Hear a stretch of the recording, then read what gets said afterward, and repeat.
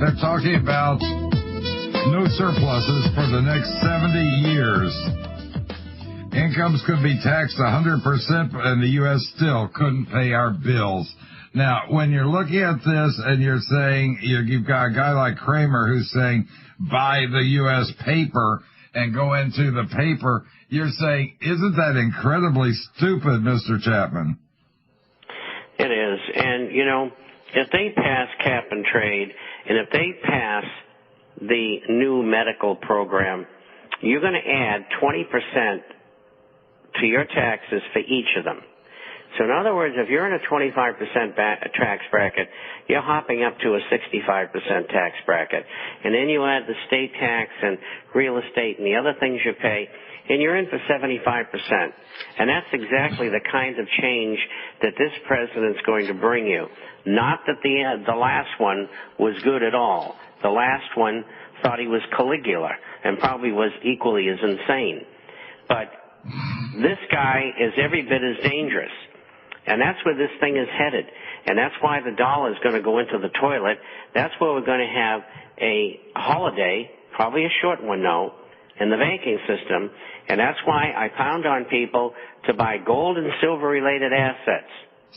It's the most important thing you can do as an investor.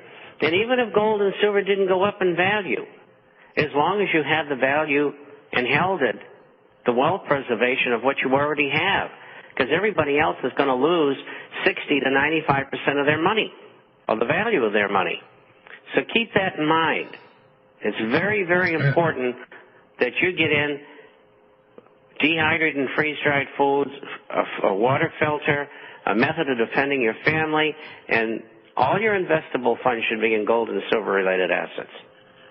And you also discuss how that there are a lot of alternative medicines that we ought to be becoming much more aware of. Arnold Toynbee wrote, an autopsy of history would show that all great nations commit suicide. And you say that's exactly what we're witnessing today. We're beyond the physical point of no return. Are we going to be having rioting in the United States, in your opinion? Yes, I do. And, I have something that I just received today. It's going to be in Saturday's issue. And it's a letter from one individual to another, and the recipient was a subscriber, and he sent it to me, and I'm printing it. And what the government has done, the Pentagon, they are starting to send their agents to VFW, Veterans of Foreign Wars, and maybe even American Legion posts, and trying to get all of their records. And they consider people who are veterans enemies of the state.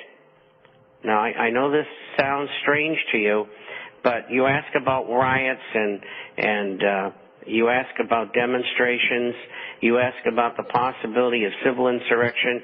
That's why they're doing it. There's 80 million veterans in the United States. 40 million have been in combat. And they don't want them to be able to act against what the government has planned for us. And that's total fascist government led by a guy who thinks he's a messiah. What's the difference between the U.S. and Switzerland? When you get out of military in Switzerland, they give you a gun to take home with you, and they say you're here to protect our country. Here, they want to take it away from you. Big difference, isn't there? Certainly is, and, it's a sign of the times. People have let their governments get away. They let Goldman Sachs run our government along with J.P. Morgan, Chase, and Citigroup. We've lost all control. The Congress doesn't react to our letters.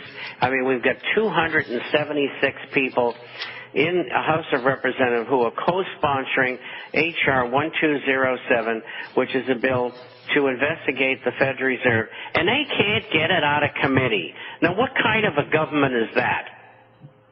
There's only 535 people in the House? Right.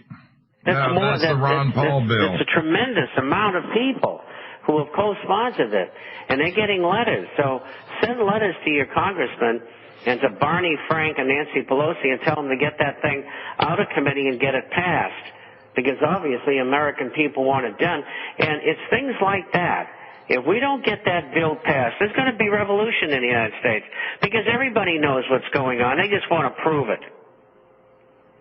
There's no question about it. There are things we can do.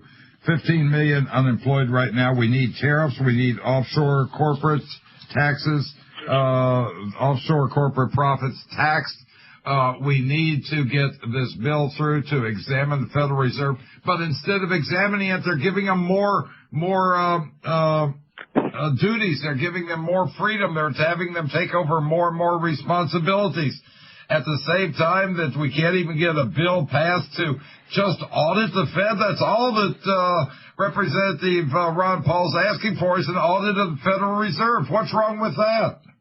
Well, there's nothing wrong with it. And we all know what they've been doing.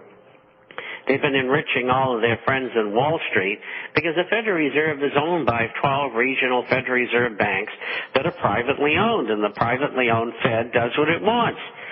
They were just recently asked, well, where did $9 trillion go? And they said, oh, that's a state secret. And then they came back to them and said, well, where did this $2 trillion go to? And it's a state secret. Since when can private corporations declare what they do state secrets? Give me a break. Absolutely. A private corporation, the only one in the United States I can think of that cannot be audited. And ask your representatives, ask your senators to vote for the auditing of the Federal Reserve. This is one time when you really should be on top of these Congress critters and have them have the guts to stand up and ask for it. More when we get back.